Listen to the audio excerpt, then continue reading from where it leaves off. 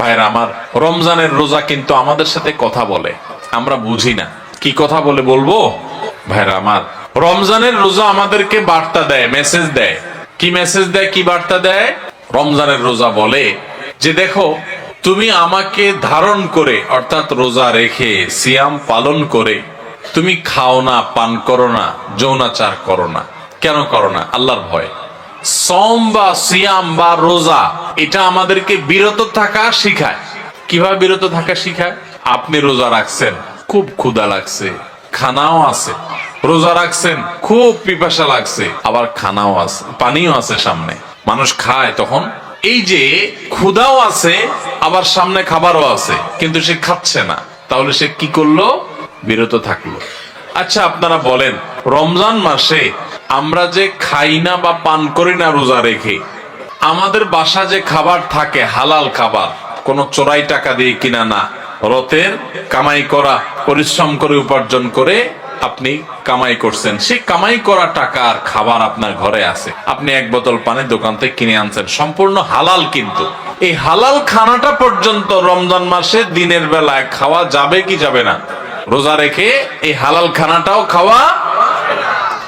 যেই রমজান মাসে আল্লাহ তাআলা দিনের বেলায় হালাল খানাটা পর্যন্ত খাওয়া নিষেধ করে দিয়েছেন, তাহলে সেই রমজান মাসে রোজা রেখে আপনি যদি মিথ্যা কথা বলেন, হারাম কথা বলেন, গালিগালাজ করেন, মন্দ কথা বলেন, মিথ্যা কথা বলেন, তাহলে সেটা কত বড় জঘন্য অপরাধ হতে পারে আপনি চিন্তা করেন। যে রমজান মাসে দিনের বেলায় হালাল খানা পর্যন্ত আল্লাহ তাআলা সেখান থেকে বিরত থাকতে বলছেন, তাহলে হারাম গুলো থেকে বিরত থাকার গুরুত্ব কত বেশি। রমজানের রোজা আমাদেরকে বলে, দেখো, তুমি যখন ক্ষুধার্ত থাকো রোজা রেখে, তোমার সামনে খাবার থাকে তবুও তুমি খাও না, তোমার যখন পিপাসা লাগে তোমার সামনে পানি আছে তারপরও তুমি খাও না। এমনকি মানুষের সামনেও মানুষ রোজা রেখে খায় না, আবার মানুষের চোখের আড়াল হলেও রোজা রেখে কেউ চুরি করে খায়। পিচি পোলা মানতে খাইতে পারে, তাও খায় না মনে হয়। যে লোকটা সবার সাথে চিটারি বাটপারি করে, কথায় কথায় মিথ্যা কথা বলে, সেই লোকটাও যদি রোজা রাখে তো দেখবেন কষ্ট হয়। রুমে একা একা আছে, কেউ নাই, তারপর সে কি লুকায় পানি খায়? খায় না। কেন খায় না? কারণ যেই আল্লাহর জন্য রোজা রাখছে, এই রুমে কেউ না দেখলে কি হবে? সে আল্লাহ দেখেন, তার ভয়ে সে কিন্তু কিছু খায়। রোজা আমাদেরকে বলে, ও রোজাদার, ও আল্লাহর বান্দা, তুমি যে আল্লাহর ভয়ে রোজা রেখে পানিটা খাচ্ছ না, তোমার পিপাসা আছে, খাবারটা নিচ্ছ না, তোমার ক্ষুধা আছে, তারপরও কেউ দেখতেছে না, সিসি ক্যামেরাও নাই, রুমে দরজাও আটকানো, ফ্রিজে খাবার আছে, ঠান্ডা পানি আছে, সবকিছু আছে, ক্ষুধা তৃষ্ণাও আছে, তারপরও তুমি খাচ্ছ না, পান করতেছো না, কেউ দেখছে না, তারপরও তুমি করতেছো না। কেন? তোমার বিবেককে জিজ্ঞাসা করো। কারণ তুমি আল্লাহকে ভয় করো, আল্লাহ তোমাকে নিষেধ করেছেন খেতে, সেজন্য খাচ্ছ না।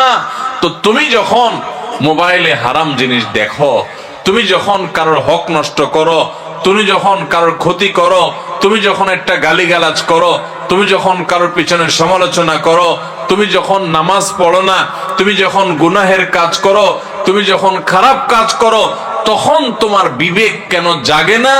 তোমার আল্লাহ তো সেটাও দেখতেছেন, আল্লাহ তো সেগুলোও নিষেধ করেছেন। যে আল্লাহর নির্দেশ মানার কারণে তুমি রমজান মাসে রোজা রেখে ক্ষুধার্ত পিপাসার্ত থাকার পরেও মানুষ না দেখলেও পানাহার করো না, তাহলে সেখানে মানুষ না দেখলে চুরি করে মোবাইলে হারাম জিনিস দেখা, হারাম কাজ করা, এগুলা তুমি কিভাবে করো? আমাদের রোজা আমাদেরকে এই কথাটা সারাদিন বলতে থাকে। কথা কি বুঝাইতে পারছি ভাইরা আমার? রোজার এই বার্তা, রোজার এই মেসেজ, এই কথা যদি আমরা বুঝতে পারতাম তাহলে আমরা মুত্তাকি হয়ে যেতাম। রোজা আমাদেরকে তাকওয়া শিখায় কিভাবে, দেখেন। তাকওয়া মানেই হলো আল্লাহর ভয়ে, আল্লাহর আদেশগুলো মানা, আল্লাহর নিষেধ থেকে বেঁচে থাকা। যে আমার আল্লাহ দেখছেন, তো রোজার মাসে রোজা রেখে আমরা আল্লাহ দেখছেন এই ভয়ে আমরা পানাহার করি না। রোজার শিক্ষা নিয়ে আমি সকল হারাম কাজ করার সময় এরকম মনে থাকবে যে কেউ না দেখলেও আমার আল্লাহ ঠিকই দেখতেছে, অতএব আল্লাহর ভয়ে আল্লাহ নিষেধ করেছেন এই কাজটা আমি করব না। এটাই হলো রোজার শিক্ষা। ভাইরা আমার, রোজার এই শিক্ষা যদি আমরা গ্রহণ করতে পারি, আমরা যদি মুত্তাকি হইতে পারি, তাহলে রোজা সার্থক। আর যদি সেটা না পারি তাহলে এই রোজা সার্থক না, এই রোজার উপকারিতা আমরা পাইলাম না। এই রোজা আমাকে মুত্তাকি বানাই নাই, যেই রোজা আমাকে ভালো মানুষ বানাই নাই, যেই রোজা আমাকে অন্যায় থেকে বাঁচাই নাই, এই রোজা আর উপবাস থাকার মধ্যে খুব বেশি পার্থক্য নাই। আমার কথা না, আমাদের প্রিয় নবী সাল্লাল্লাহু আলাইহি সাল্লামের কথা। তিনি বলেছেন, মাল্লাম ইয়াদা কাওলাজ যুরি ওয়াল আমালি বি ফালাইসা লিল্লাহি হাজা আন ইয়াদা তাআমাহু ওয়া শারাবাহু। যে ব্যক্তি রোজা রেখে মিথ্যা কথা ছাড়লো না, মিথ্যা কাজ ছাড়লো না, দুই নম্বরই ছাড়লো না, চিটারি বাটপারি ছাড়লো না, এই ব্যক্তি উপোস থাকায় আল্লাহর কোনো ঠেকা পড়ে নাই। তার মানে তার রোজা থাকা উপোস থাকার মতো। এই জন্য ভাইরা, রোজা রেখে সমস্ত অন্যায় কাজ ছাড়বো তো ইনশাআল্লাহ। আল্লাহ আমাদের সবাইকে তৌফিক দান করুন। রোজা থেকে আমরা শিক্ষা গ্রহণ করব, রোজা থেকে আমরা মেসেজ গ্রহণ করব, বার্তা গ্রহণ করব। রোজা আমাদেরকে কি বলে সেটা বোঝার চেষ্টা করব। রোজা আমাদেরকে বলে, বান্দা তুমি এই যে আল্লাহর ভয়ে পানাহার থেকে বিরত থাকতেছো রোজা রেখে, এখান থেকে তোমার তাকওয়ার ট্রেনিং হচ্ছে, তাকওয়ার প্রশিক্ষণ হচ্ছে, যে তোমার চাহিদা আছে, খাবারও সামনে আছে, খাচ্ছ না। দেখেন, মাগরিবের আজান হবে, সূর্য ডুববে, সূর্য ডুবার পর মুয়াজ্জিন সাহেব আজান দিবেন, আমরা সামনে খাবার নিয়ে ইফতার নিয়ে অপেক্ষা করি। সবার ক্ষুধা থাকে, তাই না? এই যে ক্ষুধার্ত অবস্থায় সবার সামনে খাবার আছে, সবগুলো মানুষ যদি রোজাদার থাকেন, কেউ কিন্তু খাবার খায় না, খায়? সবাই বসে আছে। কিসের জন্য, কিসের অপেক্ষা বসে আছে? আল্লাহর নির্দেশ হবে, সূর্য ডুবলে তখন খাওয়া যাবে, আল্লাহর পারমিশন হবে, এটার জন্য কি করতেছে? সে বসে আছে। আল্লাহু আকবার। এখান থেকে শিক্ষা নেই আমরা, আমার সামনে যখন কোনো টাকা পয়সা কামাই করার সুযোগ আসবে, আপনি একজন দোকানদার মানুষ, দোকানদারি করেন, আপনি দোকানদারি করার সময় আপনি চিন্তা করবেন, আমি আমার কাস্টমার থেকে যে 10টা টাকা নেব, লাভ করব, এখানে আল্লাহর পারমিশন আছে কিনা। আপনি যদি ইন্ডিয়ান মশারির ডালের সাথে দেশি মশারির ডাল মিশায়া বিক্রি করেন এবং সেটাকে দেশি মশারির ডাল বলে বিক্রি করেন, তাহলে এখানে কি আল্লাহর নির্দেশ আছে না নাই? আল্লাহর নির্দেশ আপনার অবৈধ কাজ করার, 2 নম্বরই কাজ করার, প্রতারণা করার, মিথ্যা কথা বলার পক্ষে কি আল্লাহর নির্দেশ আছে? তো আপনার রোজা রেখে এই যে ইফতার করছেন না, কেন করছেন না? খাই ফেলান না, কেন খাচ্ছেন না? কারণ এখনো আল্লাহর হুকুম। তাহলে ওই দোকানদারি করতে গিয়ে আপনি যে 2 নম্বরই করতেছেন, ওইটারও আল্লাহর হুকুম। আপনি এক জায়গা আল্লাহর হুকুম মানতেছেন, আর জায়গা মানতেছেন না, তাহলে বোঝা গেল আপনি খাঁটি মুসলমান হইতে পারেন নাই। যেই রোজাদার রোজা রাখার পর এই জিনিসটা শিখতে পারছে যে হায়রে, রোজা তো আমাকে বলে যে তুমি আমাকে রাখার পর যেভাবে আল্লাহকে ভয় করতেছো, এখান থেকে ট্রেনিং নিয়ে তুমি সারা বছর সব ক্ষেত্রে আল্লাহকে ভয় করে চলবা। আল্লাহ আমার জন্য হারাম করছেন, আমার কষ্ট হবে, আমার টাকার দরকার, আমার অনেক অভাব আছে, তারপর আমি 2 নম্বর পথে কামাই করব না। আমার অনেক জেদ হয়েছে, আমার অনেক গোসা হয়েছে, তারপর মুখ দিয়ে একটা খারাপ কথা বলবো না। আমার গায়ে অনেক জোর আছে, অনেক বাহুতে ক্ষমতা আছে, তারপরে একজনের প্রতি জুলুম করব না।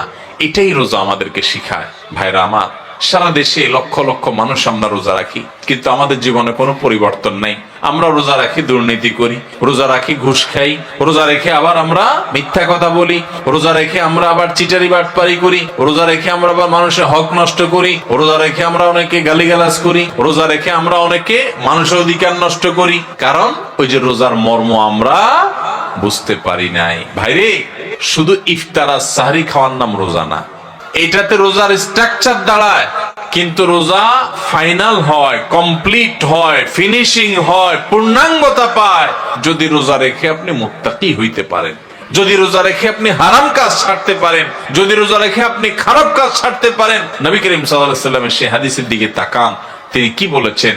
মাল্লাম ইয়াদা কাওলাজ যুরি ওয়াল আমাল বি, যে ব্যক্তি মূর্খতা সুলভ কাজ ছাড়লো না, মিথ্যা কথা ছাড়লো না, মিথ্যা কাজ ছাড়লো না, গুনাহ এবং পাপাচার এগুলা ছাড়তে পারলো না, ওই ব্যক্তির রোজা রাখা আর উপোস থাকা সমান। তার উপোস থাকায় আল্লাহর কোনো ঠেকা পড়ে নাই।